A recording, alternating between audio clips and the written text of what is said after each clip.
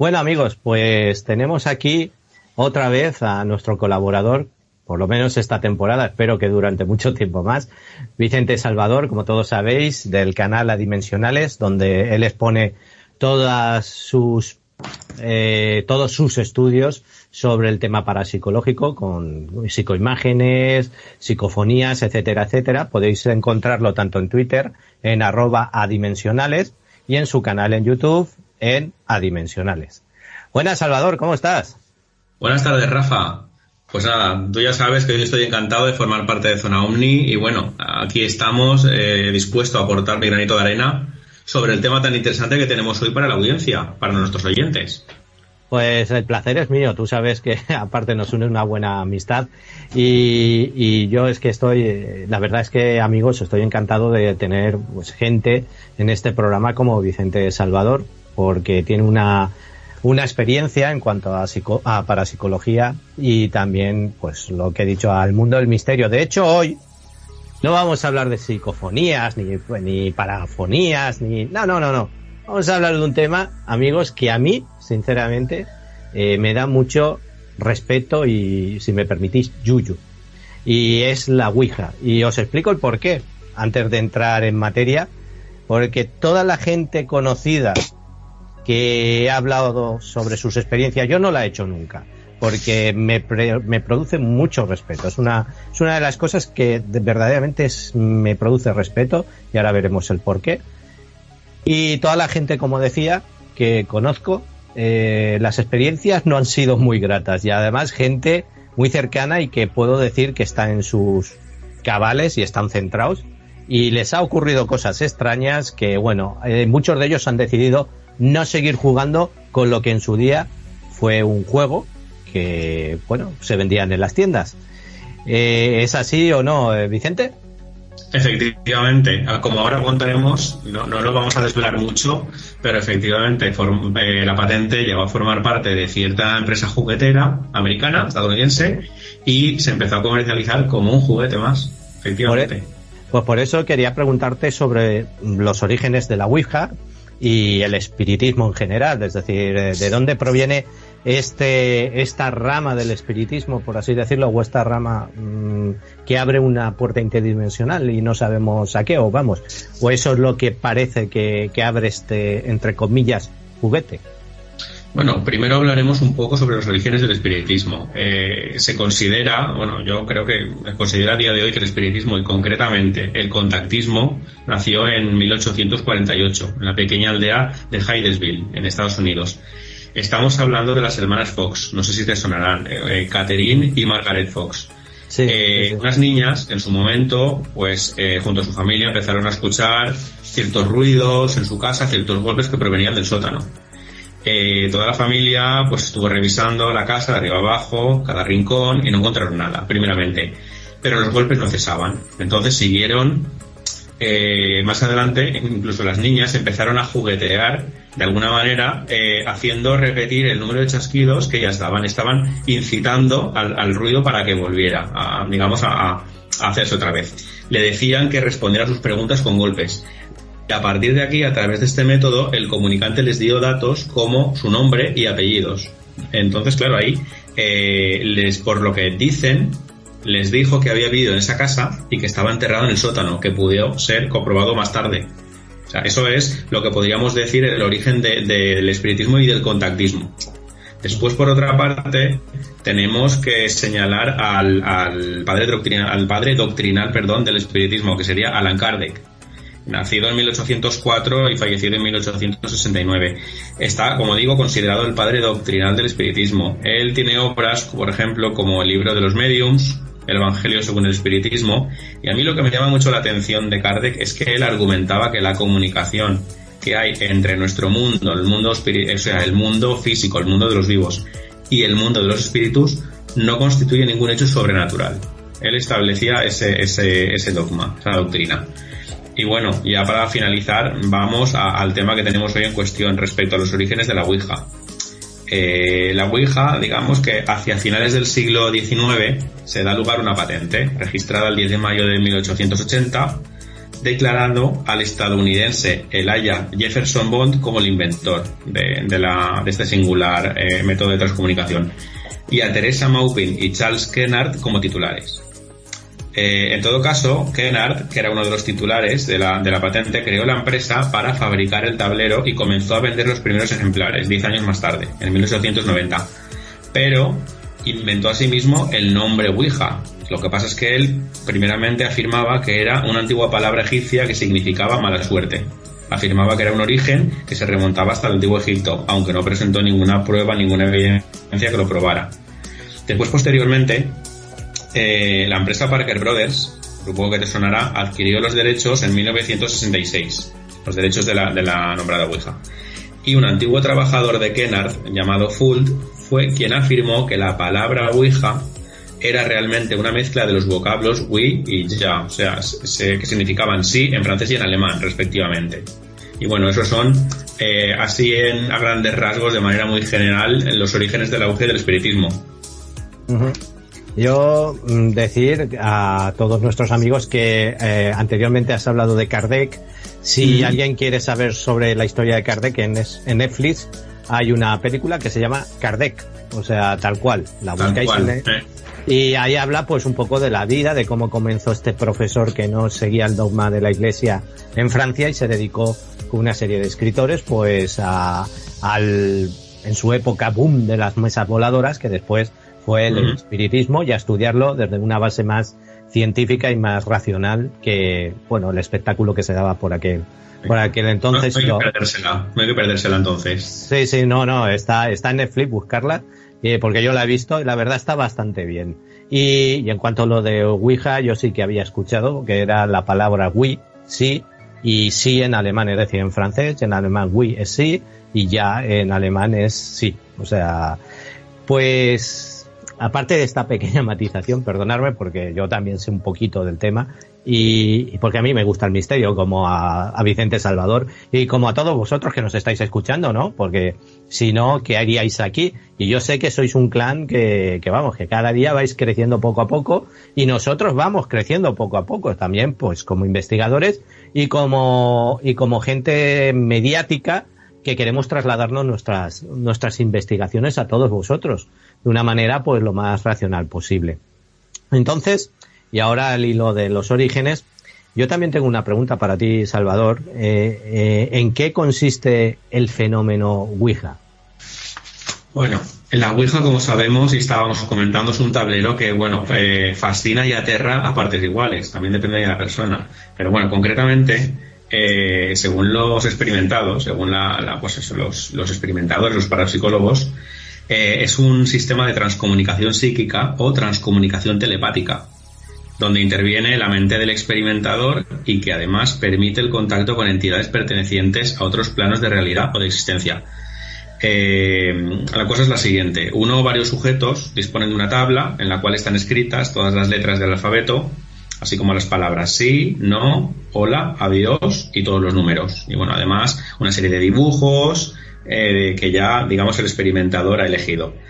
Además, se tiene que tener un máster o vasito donde apoyar de forma sutil los dedos índice de los presentes, pero no presionando con mucha fuerza. Hay que tener el dedo índice semiflexionado y simplemente rozándolo, el cual empezará a moverse por parte de los experimentadores, pero de forma no consciente, reconociendo el tablero y obteniendo energía previa para la sesión. Tenemos que tener en cuenta que en una sesión de Ouija debe haber capacidad de canalización y energía afín entre los asistentes. Otro de los experimentadores hará el papel de canal, como decíamos, un canal mediador, y es la persona que de forma consciente o inconsciente, según el caso, dirigirá la sesión, porque tal vez, y esto te lo digo, no tiene por qué saber que él es el canal. Eso lo hablaremos más tarde. Los experimentadores realizarán preguntas concretas a las entidades que hayan acudido a la llamada de la sesión, esperando ser contestadas mediante la posición del máster en cada una de las letras del alfabeto, formando palabras y que, bueno, que al final acabarán formando frases. Eso sería más o menos en qué consistiría el fenómeno. Uh-huh. Sí, la verdad es que todos hemos visto a veces en recreaciones, en programas de este estilo, pues bueno, una sesión de Ouija, o en películas de terror o misterio también siempre hay una sesión Ouija que por norma general y por eso le tengo un respeto, aunque sea ficción, genera ciertos fenómenos o abre una puerta para mí, abre algo, ahora lo veremos, y a partir de ahí empieza una serie de fenomenologías y vuelvo a repetir, tengo conocidos muy cercanos, familiares, sin ir más lejos, cuyas experiencias no han sido nada gratas, sobre todo en su etapa adolescente. Ahí también entraremos en debate. Pero la gente que me ha contado sus historias han sido en etapas adolescentes, pues bueno, de esto de vamos a jugar y vamos a probar curiosidad, y después cuando se han hecho mayores y lo que he dicho, familiares ya con una edad, me han contado sus historias y la verdad no ha sido. Supongo a lo mejor habrán algunas historias gratas, pero yo en un 90% nadie ha venido a contarme cosas buenas de esa experiencia. Pero bueno, vamos a seguir porque la entrevista está siendo bastante interesante.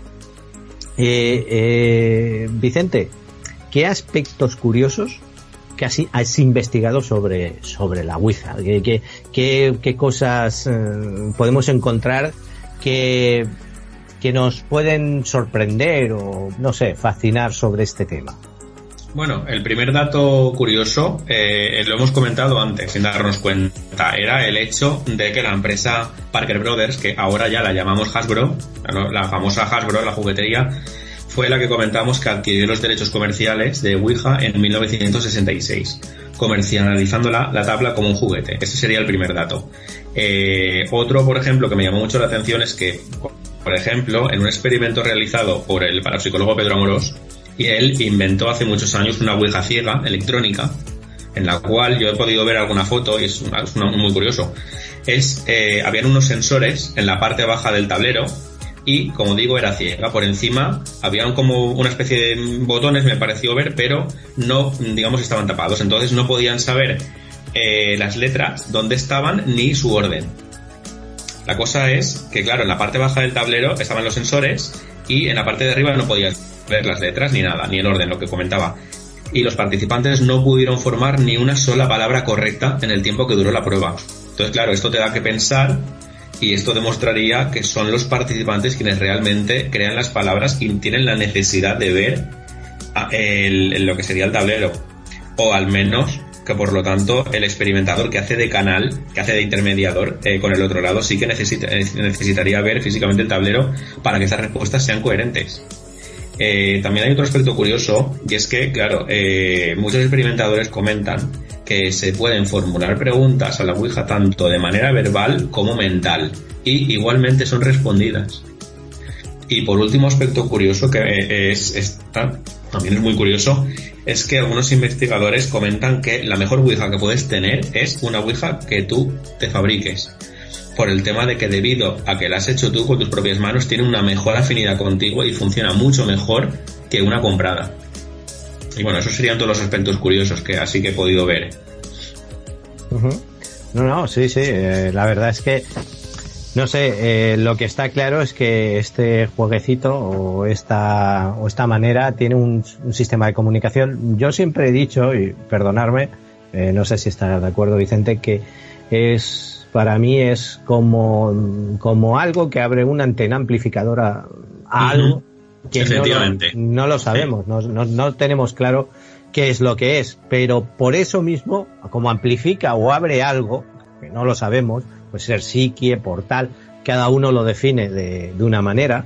Yo quisiera saber si tú puedes deducir o pensar quién está a ese otro lado que se comunica con los participantes de la Ouija. Bueno, claro, exactamente, es seguro el caso. Aquí, en España tenemos especialistas que llevan gran parte de su vida realizando sesiones de Ouija con grupos de trabajo y no pueden asegurar al 100% y con veracidad el origen de estas inteligencias que hay detrás de las sesiones. No obstante, muchos sí que aseguran que pueden conectar con la Ouija cualquier inteligencia capaz de dominar el fenómeno telepático, aunque sea de manera inconsciente. Ya sean de origen trascendental, de origen extraterrestre o, atento, intraterrestre, entre otros. Pero insisto, son hipótesis de trabajo. Estos son simplemente hipótesis de según las comunicaciones que han tenido, han estado tomando notas durante años y han tenido, ya te digo, comunicaciones trascendentales, extraterrestres, entre otras. Bueno, también decir que, no obstante, la Ouija, al ser un método de transcomunicación psíquica, utilizamos la mente y aseguran que podemos conectar, además, con nuestro yo superior, otra personalidad o nuestro subconsciente. Pero, claro, la particularidad es que estas personas deberían estar o bien dormidas o bien en un estado alterado de conciencia o trance.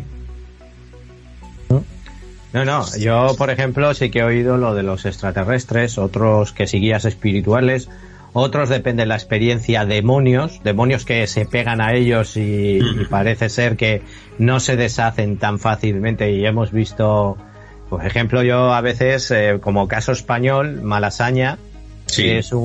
Está basada en un caso español, creo que en Leganés, si no me equivoco, creo que sucedió en un domicilio de Leganés. Igual, ahora sí abuela pluma, no sé si ese es el caso en concreto, pero sí que sé que hubo uno muy grave en un domicilio en Leganés donde hubo hasta una fallecida, una chiquilla, y ha salido pues en Cuarto Milenio y en muchos otros programas y podcasts. Y bueno, la verdad es que sea lo que se comunique o lo que abra y se meta en esta dimensión, o como sea lo que sea, no sé, desde luego buena pinta no tiene, ¿eh? Yo no sé tú. Así de primeras da algo más que respeto. Sí, no, yo por eso perdonadme, el que quiera, bien libre es, cada uno es mayorcito, bien libre es, pero yo siempre lo he dicho, y alguna vez me lo han ofrecido, he dicho, declino la oferta. Yo no lo veo como un método así como la psicofonía, sí que le veo un método más, bueno, ellos están ahí, yo estoy aquí.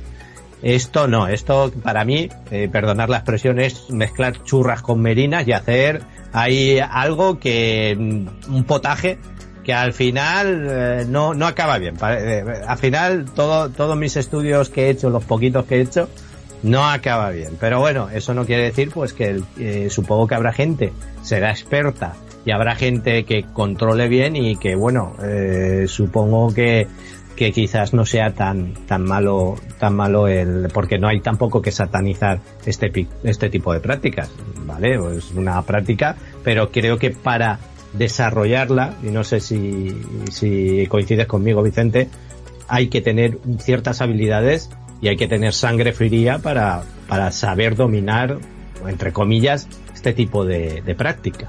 Sí, sobre todo yo pienso que hay que tener experiencia, hay que hacerlo con la gente adecuada, sobre todo, y además tener un estado mental estable. Sí. Si no, pueden pasar cosas muy malas.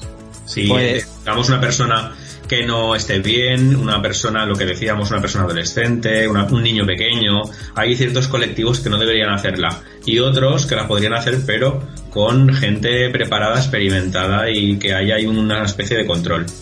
Sí, pues mira, si me permites, hablaré de una experiencia, ¿vale? De una persona cercana, un amigo, y lo que le sucedió, ¿vale? Pero eso al final, para que todos tengáis ahí, ya la relataré, ¿vale? Vicente, supongo que como todo juego tiene reglas y terminología, ¿no? Entonces, ¿la Ouija también tiene su terminología o no tiene una regla esencial? Sí, hay una serie de palabras que yo, la verdad es que he recopilado porque son muy, muy llamativos. Por ejemplo, uno de ellos es el código Ouija. El código Ouija es el conjunto de letras, números, entre otros, que es necesario que estén impresos en el tablero para que se pueda desarrollar una sesión con éxito. Porque, por ejemplo, ha habido algunos experimentadores que comentaban que cuando han hecho una experimentación, incluso la entidad, si es de algún sitio, que por ejemplo, una entidad interdimensional, que sea, por ejemplo, extraterrestre, por ejemplo, han estado moviendo el vaso alrededor de las letras y la entidad no ha podido comunicarse porque no entendía el léxico, no entendía las letras. Entonces, claro, el código Ouija, digamos, consiste en eso, en las palabras hola, adiós, todas las letras, para que en la medida de lo posible la conexión y la digamos, la fluidez verbal pueda llevarse a cabo, lo que sería la conexión. Después también tenemos otro término, bueno, lo que sería la canalización telepática, que hemos hablado antes. La canalización telepática es una facultad psíquica que se da en poca gente, en pocas personas, y es idónea para el éxito en la experimentación del fenómeno Ouija, sobre todo en términos de conexión, fluidez y suficiencia energética. Hay experimentadores que comentan que el canal tiene que ser necesariamente un medium, hay otros que no, porque hay gente que a lo mejor no lo sabe, tiene capacidad para poder canalizar telepáticamente, para recibir y mandar información sin saberlo, y son muy aptos para la experiencia. Uh-huh. Después también, bueno, por otra parte, lo que comentábamos, siguiendo con el canal, lo que decíamos, el canal es el experimentador con capacidad telepática y potencialidad PSI, que utilizado como puente comunicativo entre el grupo experimentador y la entidad del otro lado. Él es el quien dirige principalmente la comunicación, pero no tiene por qué saber que es el canal, que es la persona, digamos, que está de alguna forma utilizando la energía del grupo y conectando directamente con la entidad. ¿Y cómo podemos saber qué persona es el canal? Pues es fácil, pero no.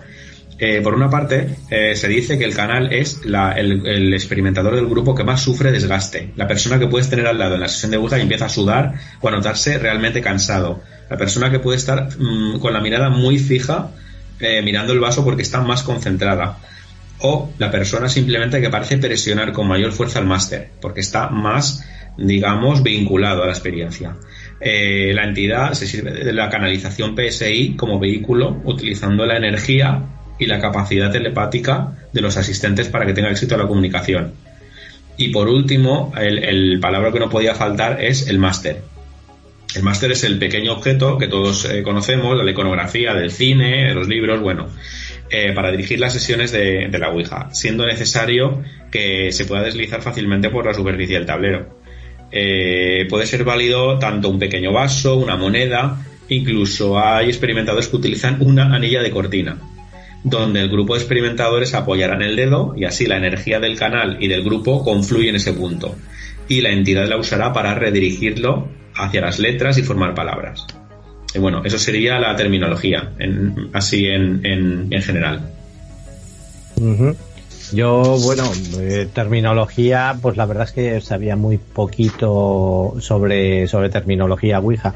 Yo sé que como todo juego pues tiene sus reglas y supongo que existiría, y la verdad es que te agradezco que, la verdad, a mí sinceramente me has despejado algunas dudas en cuanto a terminología. Pero, ¿tú qué opinas que pueden ser las claves del fenómeno Ouija? Mira, por ejemplo, yo como claves, por ejemplo, el máster es movido por los experimentadores. Eso, mucha gente, ahí está un poco el sector que dice que sí y que no. Principalmente por el mediador o el canal, es lo que se dice. Que es lo que comentamos, parece ejercer más presión sobre dicho objeto y es cuando se sabe quién es la persona que está más vinculada a ese otro lado para conectar. Digamos que una de las claves es que el movimiento se realiza mediante impulsos neuromusculares o el efecto ideomotor. Efectivamente, el máster es movido por los sujetos, pero por lo que parece ser con impulsos neuromusculares involuntarios, derivados de la conexión con aquello que hay al otro lado.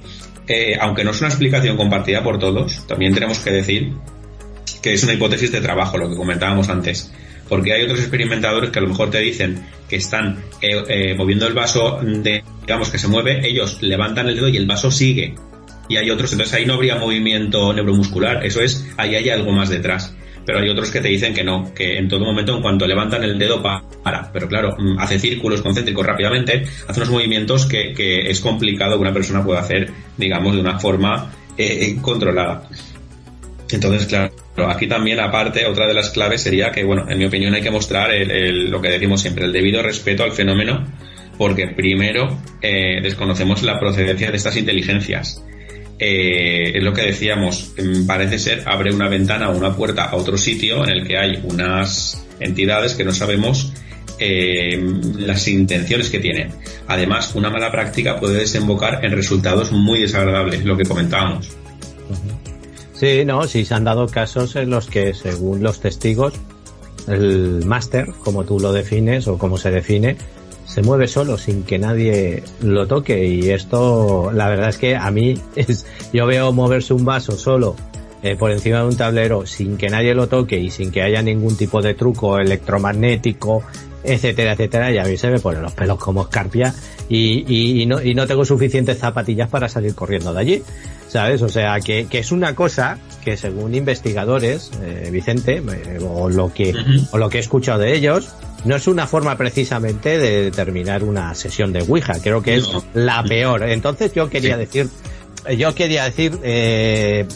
comentarte, o preguntarte, mejor dicho, que según he escuchado existe una forma de iniciar la sesión y una forma de cerrar la sesión correctamente para que, entre comillas, esto que se abre se cierre completamente, como cuando abrimos y cerramos una puerta. Cuando abrimos, giramos una manilla, entramos y después cerramos y volvemos a soltar la manilla, ¿no es así?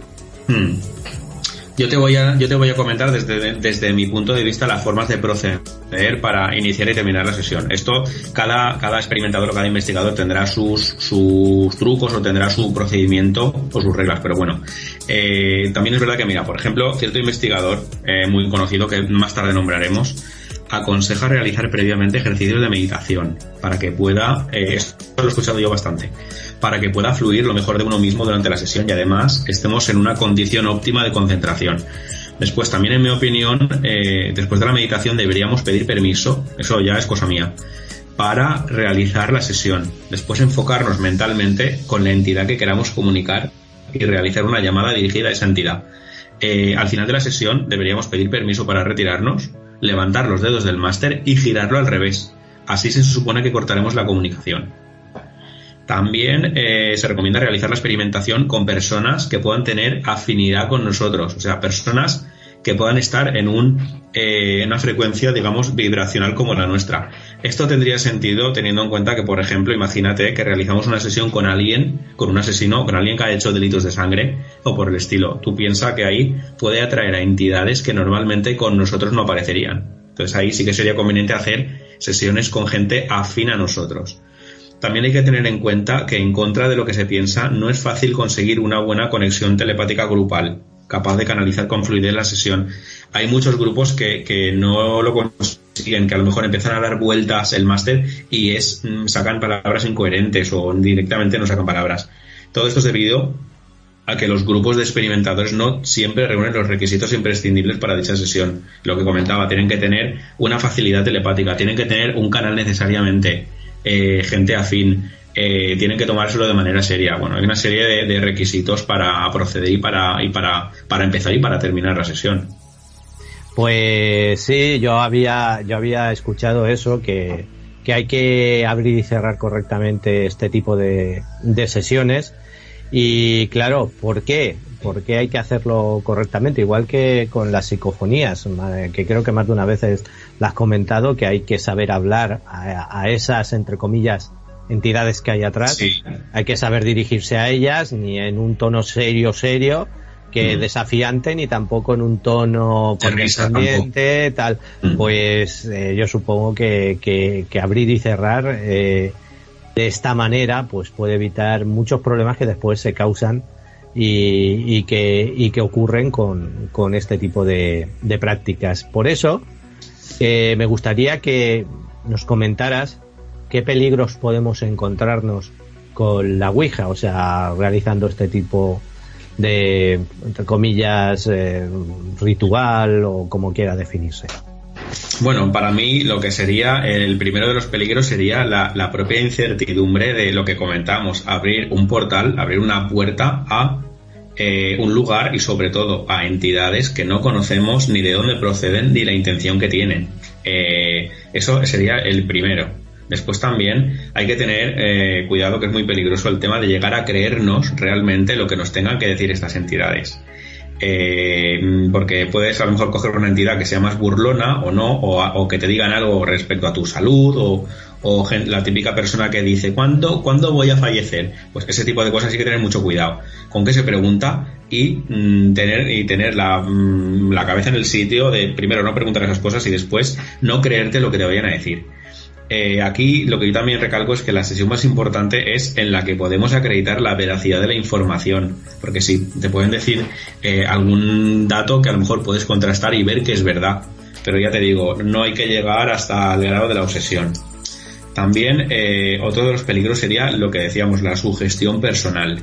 Cuando tú tienes miedo o inseguridad, cuidado, no hay que hacer Ouija jamás, porque en ese estado no favorece la sesión y se van a materializar tus miedos. Esto dicho por muchos experimentadores de renombre. Si tienes miedo y ese miedo puede provocarte un daño psicológico, ten por seguro que como lo hagas, en una Ouija te va a aparecer y es donde te van a doler, eso es donde te van a dar. El miedo atrae el miedo, eso hay que tenerlo en cuenta, y abre una puerta a las bajas vibraciones, ya que es un factor amplificador, igual que todo tipo de emociones. Pero el miedo, digamos que esa vibración del miedo abre, digamos, el fenómeno lo amplifica, y además no de manera positiva. Igualmente, lo que comentamos al principio, deberían abstenerse de realizar estas pruebas, estas sesiones, tanto niños, adolescentes y personas, lo que comentábamos, con una mente inestable, ya que en esos casos lo que tenemos delante es, ¿cómo te lo diría?, un ejemplo de energía descontrolada, debido pues a que son niños, a que son adolescentes, una persona que no tiene la cabeza amueblada en el sitio. Y si las hacemos con estos colectivos, es más que probable que la sesión acabe de manera nefasta y desagradable.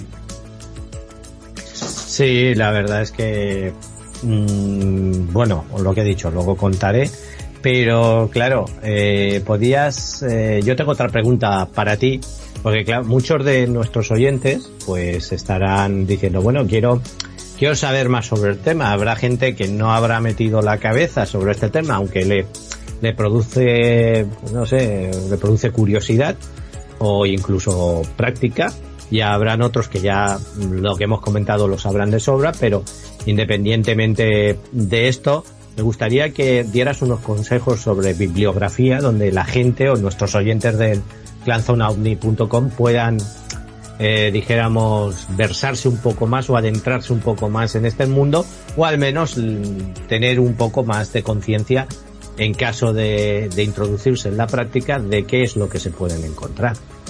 Pues mira, yo actualmente sigo el trabajo de uno de los principales exponentes del fenómeno Ouija en nuestro país. Se llama Francisco Azorín Matesanz. Él es investigador, licenciado en Ciencias Químicas, es profesor de un instituto de Alicante, miembro del SEIP como Pedro Moros, y además es presidente del Centro de Investigaciones Metafísicas de Alicante.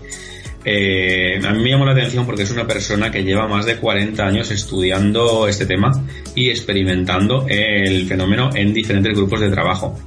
Ya te digo, es una de las principales cabezas visibles de este tipo de investigaciones en nuestro país. Él tiene varios libros, pero yo me quedo con estos. Uno que se llama La Ouija, técnicas e investigación, otro que se llama Las claves del fenómeno Ouija, y el último, que lo ha sacado recientemente, se llama Transcomunicación interdimensional. Ese la verdad es que pinta muy bien.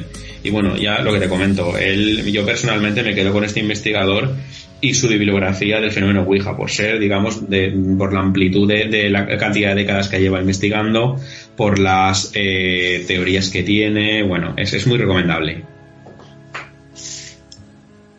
Muy bien, pues ya sabéis, amigos, espero que hayáis tomado nota y que os pongáis a leer esto que os ha recomendado nuestro experto Vicente Salvador.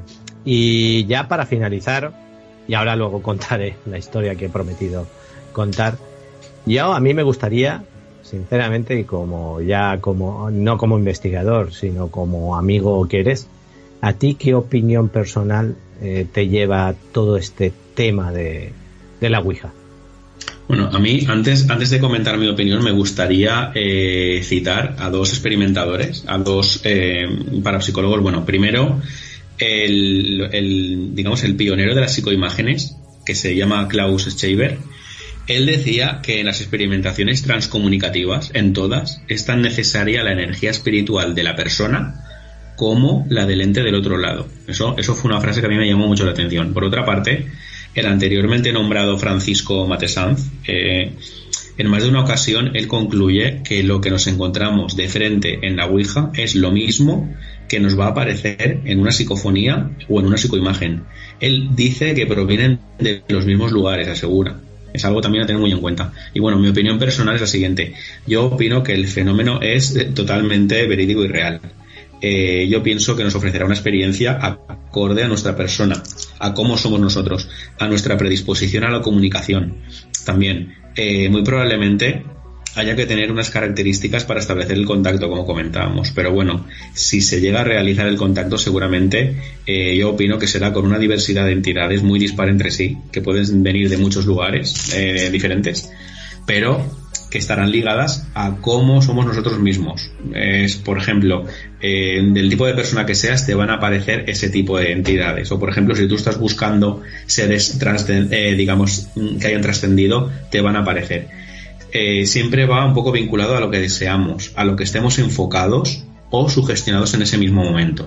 Pues nada, como he dicho antes de despedir esta entrevista, yo voy a comentar dos casos, si os parece. El primero es un allegado que se llama Pedro, ¿vale? Y Pedro pues era pues un amigo de la calle, de juegos de la calle de hace muchos años. De hecho ya no vive por aquí. Y le dio pues cuando tenía 13-14 años pues por hacer Ouija. Y cuando se iba su madre se ponía a hacer Ouija y a veces subió a hacer Ouija un hermano mío y dice que haciendo aquello, ¿vale? Pues unas tijeras salieron volando y se clavaron en la puerta. Eso me lo contaba mi hermano, por lo tanto yo no pongo en tela de juicio para nada el criterio de mi hermano. Dice que él cogió, se fue, no quiso participar más y se marchó de allí. Pero es que tiempo después me enteré por otra persona que se habían cambiado de vivienda. Y se habían cambiado de vivienda porque una noche a Pedro se le ocurrió hacer Ouija mientras estaban cenando su madre y su hermana. Se metió en su cuarto, con 14 años, se puso a hacer Ouija. Y los platos de la cocina empezaron a salir despedidos y estampándose en el suelo y estampándose contra la pared. Y las puertas empezaron a moverse y aquello no había nadie que lo detuviera. Y su madre, porque su madre es conocida de la mía, cogió y se fue de ese piso y lo vendió. Nunca más volvió a entrar en ese piso. O sea, esta historia es verídica porque su madre y la mía pues se conocían y se lo contó tal cual. Es increíble. No, lo vendieron. De hecho, la finca de donde yo vivo la puedo ver, la finca.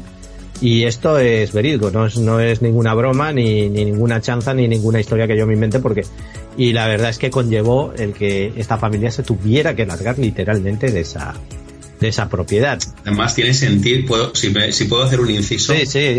Tiene sentido el tema de las tijeras, los platos, toda esa cantidad de energía. Eso también muchos experimentadores comentan que para que ocurran ese tipo de cosas, digamos que tienen que ser casos con adolescentes o niños, por el tema de que no que tienen que ser, lo he dicho mal, sino que podría ser por el tema de que tienen una cantidad de energía que permite que ocurra todo esto. El tema de que unas tijeras salgan volando, que el vaso se estrelle contra una pared, que las puertas se abran. Eso en una sesión, digamos, controlada con adultos, que no haya a lo mejor gente muy experimentada, no suele, por lo que dicen, no suele pasar, pero con adolescentes que estamos hablando pues eso, de energía descontrolada y mucha, por lo visto es mucho más sencillo que ocurra. Sí, esta es una de las dos historias. La siguiente que voy a contar, al menos misteriosa es, pues veréis, yo estaba saliendo con una chica, ¿vale? Y hace tiempo. Y bueno, yo un día me contó que también a esa edad, 14-15 años, pues se dedicó a hacer una Ouija con las amigas en su casa, en su misma casa. Total, que hacen la sesión, jiji, juju, risas. Ya sabéis, a esas edades, pues bueno, vamos a, pues como otras cosas en la vida, experimentar. Bueno, se van y tal, y ella pues se va a dormir. No estaba su madre porque estaba trabajando y se va a dormir. Su madre llevaba un turno de trabajo y llegaba, se iba a mitad de noche y volvía pues ya por la mañana, pues a eso de las 10 de la mañana y tal. Bueno, el caso es que ella se levanta antes que la madre, o sea, que la madre llegara, y dice que en el pasillo encontró cera derretida, cera pero a cada parte del pasillo, como si hubiera pasado por allí una procesión, es decir, pasa una procesión con las velas y va goteando. Pues lo mismo, dice que le tocó limpiar todo aquello, porque claro, antes de que viniera su madre, para no dar explicaciones, y que en esa casa no había nadie más que ella, ni aquella noche estaba solamente ella, y lo que sucedió durante la noche, y apareció eso, que no le da explicación, pero que juró y perjuró que no volvía a hacer nada parecido con la Ouija, ni nada que se le pareciera, o sea, y bueno, por eso, no sé, yo siempre que la gente cercana y gente no cercana me han contado este tipo de experiencias, pues la verdad, a mí me ha causado siempre respeto, aunque también respeto a quienes lo practican.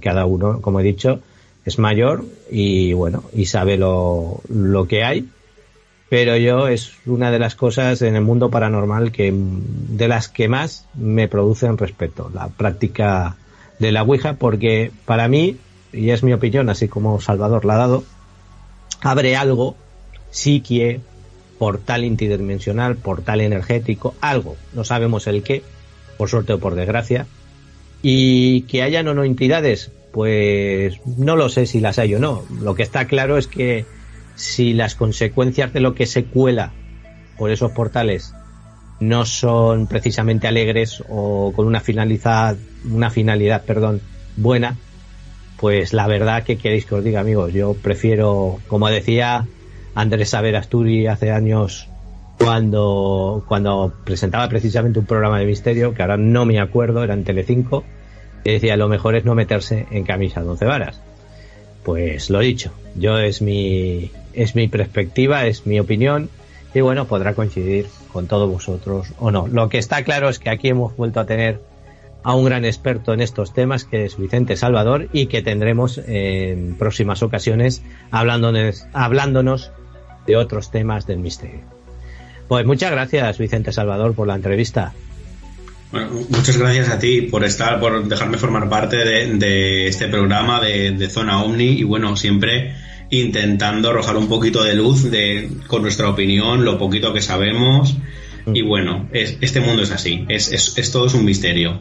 Sí, antes de que te vayas, por favor, diles a nuestros amigos, a nuestros oyentes, dónde te pueden encontrar, tus canales, tus formas de contacto, etcétera, etcétera.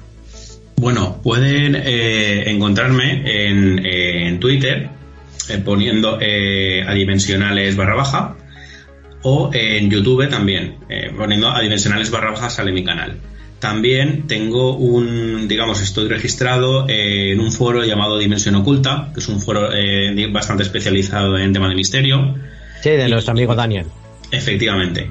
Y ahí tengo un apartado llamado Zona Dimensionales, donde publico pues todas las entrevistas, todos los artículos que escribo, todo lo que son los resultados de experimentaciones de voces electrónicas, de todo tema transcomunicativo, de psicoimágenes, psicofonías, todo esto. Y bueno, esas son las 3 vías, en YouTube, Twitter y en el foro. Pues muchas gracias, Vicente Salvador, y hasta la próxima. Bueno, muy bien, gracias a ti, un abrazo. Otro a ti, venga, hasta luego. Hasta luego.